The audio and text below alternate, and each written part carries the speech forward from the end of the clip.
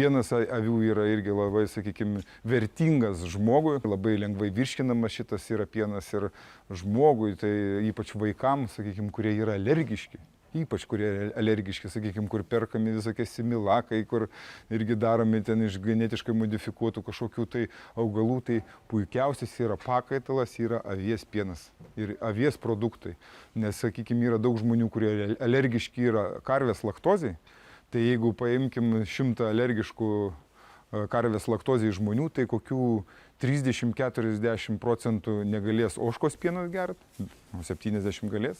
Ir kažkur tai apie 7–8 žmonės negalės avies pieno gerti. Nu, tai reiškia, galės apie 93 tos alergiškus žmonės vartoti šitos pieno produktus.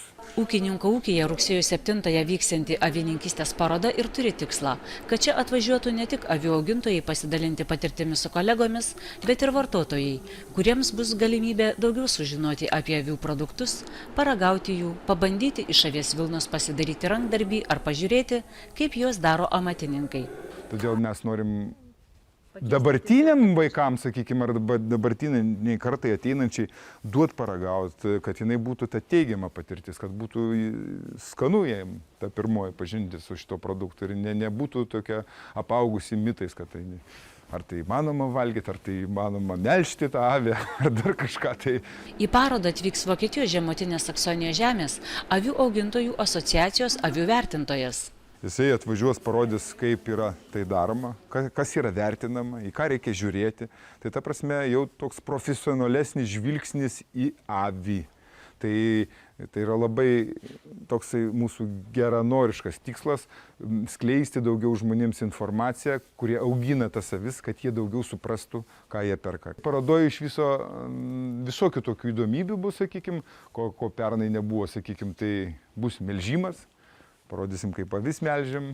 Aišku, vėl kirps avis, lenkai, sakykime, vėl bus avių krūva privežta, kiek, jeigu ir Lietuvoje 32, tai gal 27, jeigu išeis suvežti visas tas ir aborigeninės, ir dekoratyvinės, tai gal 27, sakykime, visų gal nepavyks suvežti, nes gal kai kurios veislės net ir nebėra, sakykime, ten gal apie kai kurias galim šnekėti, kad jų tiesiog nebėra Lietuvoje. Paroda turėtų būti įdomi visiems. Profesionalams avių augintojams bus galimybė susipažinti ne tik su avių veislėmis, bet ir su avių priežiūra ir jos priemonėmis, veterinarija, fermų įranga, technika. Kitiems lankytojams tai bus įdomi pažintis su avininkyste, jos produktais, sūrių gamyba. Šiandien laidą baigiame. Nepamirškite įsijungti LRT televiziją ir kitą sekmadienį 8:30.